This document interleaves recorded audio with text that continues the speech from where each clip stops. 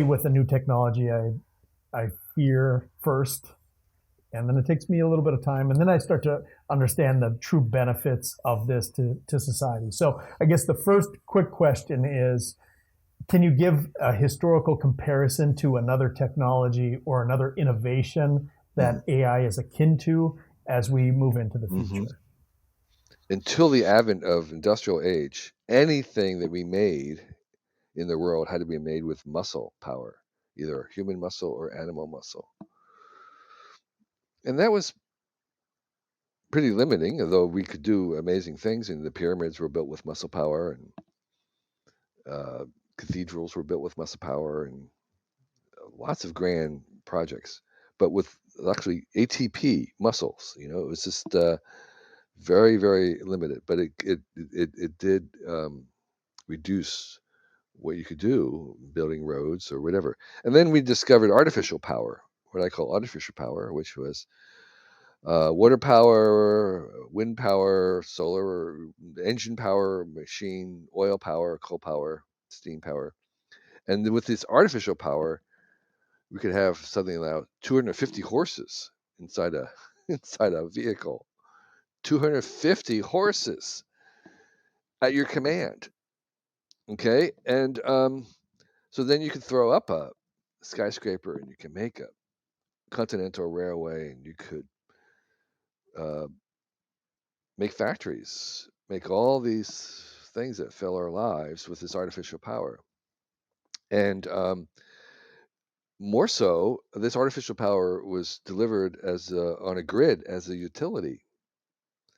So in the very beginning, you had to make your own power, but then nowadays you just buy as much power as you want. It's a service.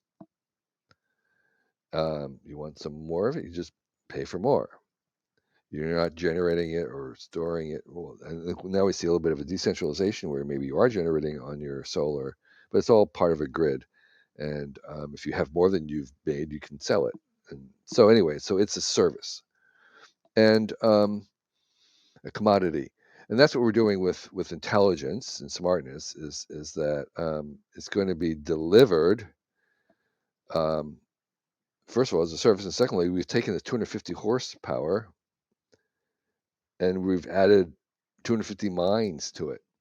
Okay, so it's now a powerful and smart enabled water pump. It's not just a pump that's replaced the manual pump.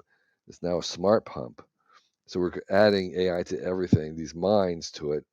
And minds are so much closer to us that they're really powerful. So we've taken artificial power, and now we're adding artificial intelligence to that artificial power as a service, meaning that you'll buy as much AI as you want.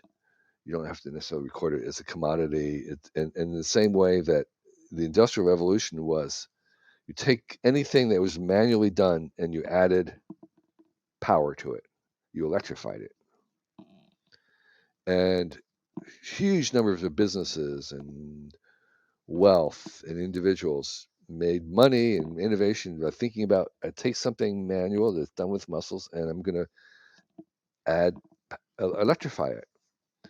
So now we're in the business of everything that's electrified, we're going to cognify. We're going to take everything we do that's already been electrified and automated, and we're going to add AI to it. And we're just going to go through everything that we do. And like one of the first ones we did was we took taxis and added AI to it, and that's Uber. And so we're now in this business of realizing that we can add it to almost anything that's already electrified or already powered. And so that's one base level. That's kind of what it is doing, and that's why I say kind of like the next 10,000 startups are take X, add AI. Okay, and so that's a rudimentary kind of elemental thing that'll be happening, and that it's a parallel to the electrification of the world. Where now we're going to do the cognification of the world. So that's one metaphor or one framing, but it's not the only one.